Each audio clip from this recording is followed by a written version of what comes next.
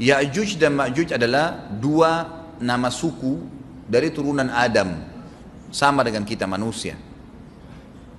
Nabi SAW sebutkan ciri-ciri mereka. Mata mereka sobekannya kecil sehingga mata mereka kelihatan seperti sipit, tapi bola matanya besar. Mereka memiliki rambut yang keriting dan mereka memiliki poster yang umumnya seperti poster manusia. Hanya saja mereka ini memang menjadi fitnah, tanda-tanda hari kiamat. Mereka tidak berbaur dengan manusia yang lain. Salah seorang di antara mereka tahu kalau dia akan mati kalau sudah memiliki anak 1000. Tidak ada pengikutnya dari manusia biasa. Pada saat saya pelajari tentang Ya'juj Ma'juj ini tingkat 3 kuliah, kurang lebih waktu itu tahun 96-97, dosen saya membuka kitabnya membahas masalahnya. Saya sempat tanya sendiri, saya bilang, Syekh, jumlahnya Ya'juj Ma'juj itu berapa banyak? Dia bilang tidak terhitung jumlahnya, karena ada hadis yang berbunyi mereka akan mendatangi sebuah sungai, kalau tidak salah namanya sungai Tibria. Sungai itu sekarang ada, besar. Bayangkan sungai ya, airnya banyak mengalir. Kata Nabi SAW, mereka akan mampir dan minum di situ. Mereka semua minum air sungai itu, dan yang terakhir dari mereka datang sudah nggak dapat air. Artinya air sungainya habis diminum. Bayangin berapa banyak jumlahnya tuh.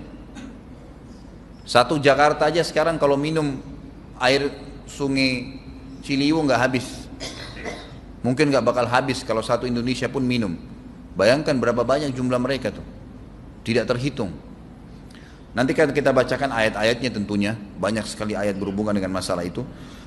Tapi yang jelas pada saat itu Nabi SAW mengatakan, Allah berfirman kepada Isa, berkata, wahai Isa, aku akan mengeluarkan hamba-hambaku yang tidak ada seorang pun dari kalian bisa mengalahkannya, termasuk Isa alaihissalam, nggak bisa mengalahkan.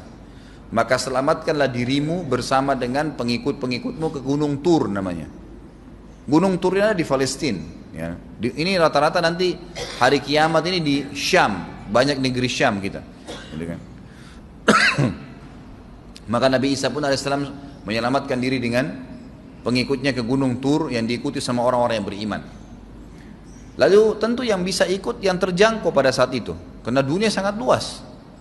Maka yang tidak sempat ikut dengan Nabi Isa AS, mereka dibunuh oleh Ya'juj Ma'juj. Allah Subhanahu Wa Taala memberikan ciri khas mereka, artinya cirinya mereka ini, mereka dihimpit di sebuah gunung. Di surah Al-Kahfi dijelaskan oleh Dzulkarnain. Dzulkarnain khilaf antara ahli sejarah mengatakan dia nabi atau dia orang saleh. Tapi Allahu alam, saya cenderung dengan pendapat yang mengatakan dia adalah seorang nabi, karena Allah SWT angkat ceritanya dalam Al-Quran, dan Allah berikan dia banyak mukjizat. Di antaranya mukjizatnya adalah menahan Ya'juj Ma'juj waktu itu ingin membuat kerusakan di zamannya dia dulu. Jadi memang Ya'juj Ma'juj ini ciri khasnya, kata Nabi SAW, mereka memakan apa saja, batu, kalau hewan-hewan itu kalah jengking sama ular, binatang-binatang buas, harimau, mereka makan semua. Jadi bukan seperti manusia normalnya. Mereka membunuh semua yang bukan seperti mereka. Mereka buat kerusakan. Sampai-sampai kata Nabi SAW, tidak ada yang bisa mengalahkan mereka, dan jumlah mereka sangat banyak. Salah seorang di antara mereka tahu dia akan mati kalau sudah punya 1000 anak. Dan tidak menikah dengan umumnya orang. 2 suku ini saja. Kata Nabi SAW dalam hadis Bukhari, kecelakaanlah bagi orang-orang yang ada di Jazirah Arab. Kemungkinan besar makna ini adalah tempat mereka dekat dengan Jazirah Arab. Sebagian, ada satu syekh dari Mesir, sekarang ada bukunya sama saya dan sudah terjemahan bahasa Indonesia, judulnya Ya'juj Ma'juj. Kalau Bapak Ibu mau beli bisa, ada judulnya Ya'juj Ma'juj, tapi saya lupa penerbitnya apa. Itu agak tebal, harganya mungkin sekitar 85.000 atau 100 ribuan lah maksimal. Itu khusus, dan beliau adakan penelitian, saya baca dan memang sangat konkret dan ilmiah. Beliau mendatangkan fakta kalau tempat Ya'juj Ma'juj yang disebutkan dalam Al-Quran itu ada di Cina, tembok Cina. Jadi seperti yang disebutkan dalam Al-Quran, 2 gunung yang disatukan, di antara celah gunung itu ditaruh tembaga-tembaga. Pernah pemerintah Cina mendapatkan ada celah dari tembok Cina itu yang bolong, waktu mereka mau tempel bolongan itu dengan batu tanah yang mereka biasa taruh sekarang, ternyata di dalam itu ada tembaga yang mengeras, dan seperti disebutkan dalam Al-Quran. di mana ya Zulkarnain mempertemukan antara besi-besi yang ditumpuk lalu dipanasi, dibakar sehingga menjadi meleleh, kemudian disirami lagi dengan timah yang meleleh juga dan dibiarkan kering sehingga menjadi tembok besi. Kata Nabi SAW, kecelakaan bagi orang-orang yang Jazirah Arab karena telah terbuka dari lubangnya Ya'juj Ma'juj sebesar ini. Udah kasih isyarat dengan jari ibu jari sama jari tengahnya. Artinya mereka sudah bisa melihat keluar. Tetapi kata Nabi SAW, setiap hari mereka terus menggali gunung itu, berusaha untuk keluar. Pada saat mereka tiba di malam hari, mereka capek, mereka mengatakan besok kita lanjutin. Mereka bangun besok pagi, gunungnya kembali utuh lagi. Sampai nanti waktu di mana Allah izinkan mereka keluar. Pada saat mereka keluar, maka mereka akan mulai membuat kerusakan. Ada di halaman 82 ya. Al-Anbiya 96 sampai 97 ayatnya. Ingatlah hingga apabila dibukakan tembok Ya'juj Ma'juj, bolong, jebol, dan mereka turun dengan cepat dari gunung-gunung itu, dari seluruh tempat yang tinggi. Kita tahu itu jaraknya berapa ratus kilometer, bahkan mungkin ribuan kalau nggak salah. Semuanya itu akan dipenuhi Ya'juj Ma'juj, dan telah dekatlah, kalau sudah terjadi itu, kedatangan janji yang benar, maksudnya hari kebangkitan. Maka tiba-tiba terbelalaklah mata orang-orang kafir. Mereka berkata, aduhai celaka kami, sesungguhnya kami dalam kelalaian tentang ini, bahkan kami adalah orang-orang yang zalim. Kenapa? Karena Ya'juj Ma'juj tidak lihat apakah kafir atau beriman. Mereka tidak butuh, bukan seperti Dajjal ya. Dajjal butuh jadi pengikutnya, oke, aman. Ini enggak, siapa saja ditemuin dibunuh. Dia enggak pandang, enggak mau tanya kamu dari suku mana, kamu agama apa, tidak dipandang. Orang-orang muslim pada saat itu, orang-orang muslim pada saat itu yang ikut dengan Nabi Isa AS berhasil selamat. Walaupun pada saat itu di muka bumi umumnya orang sudah beriman. Yang dimaksud di sini orang-orang kafir adalah adanya orang-orang yang masuk Islam karena terpaksa, karena mereka tidak terlalu faham pada saat itu, lalu mereka menganggap remeh informasi dari Nabi Isa AS. Maka mereka terbelalak matanya karena dibunuh oleh Ya'juj Ma'juj. Kata Nabi SAW di dalam hadis sahih riwayat Imam Bukhari, bahwasanya Ya'juj Ma'juj akan membunuh siapapun yang mereka temui. Bahkan pada saat mereka sudah merasa menguasai bumi, mereka melepaskan anak-anak panah mereka ke langit.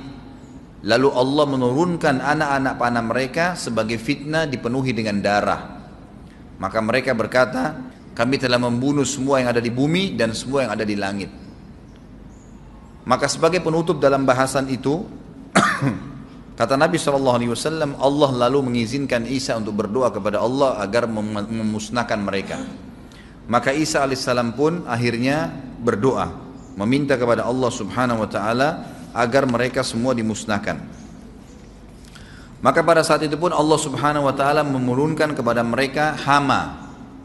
Sebagian hadis menyebutkan serangga kecil seperti cacing, banyak sekali yang menimpa tubuh-tubuh mereka, setiap orang satu, dan itu membuat mereka mati.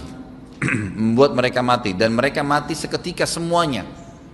Jadi secara bersamaan semuanya meninggal. Allahu a'lam waktu itu berapa ratus juta jumlah orang Ya'juj Ma'juj pada saat itu, tapi semuanya akan mati dan seluruh muka bumi dipenuhi dengan jasad mereka. Setelah itu Nabi Isa alaihissalam pun berdoa kepada Allah subhanahu wa ta'ala agar menghilangkan jasad-jasad mereka yang baunya sudah luar biasa waktu saat itu disebutkan dalam hadis.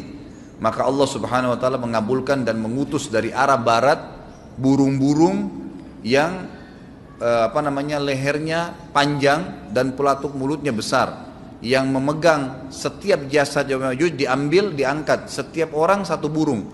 Bayangkan berapa banyak miliaran burung pada saat itu. Kita nggak tahu bagaimana, Allahu a'lam, tapi ini wahyu, penyampaian informasi yang pasti. Diambil, kemudian jasad-jasad mereka dilempar ke lautan. Lalu Allah SWT turunkan hujan. Pada saat turun hujan, maka hujan tersebut membersihkan semua bekas-bekas mereka, kotoran mereka, darahnya segala bersih. Maka bumi kembali subur lagi. Tapi tidak disebutkan berhubungan dengan masalah ini berapa lamakah kejadian tersebut terjadi. Kemudian setelah itu Isa alaihissalam memimpin lagi di muka bumi sampai beliau meninggal. Setelah Isa alaihissalam meninggal, kembali lagi sebagian besar manusia berbuat kekufuran. Kembali manusia berbuat kekufuran. Mereka kembali lalai, nggak ada lagi pemimpinnya karena terlalu banyak orang pada saat itu, maka ada yang kufur lagi.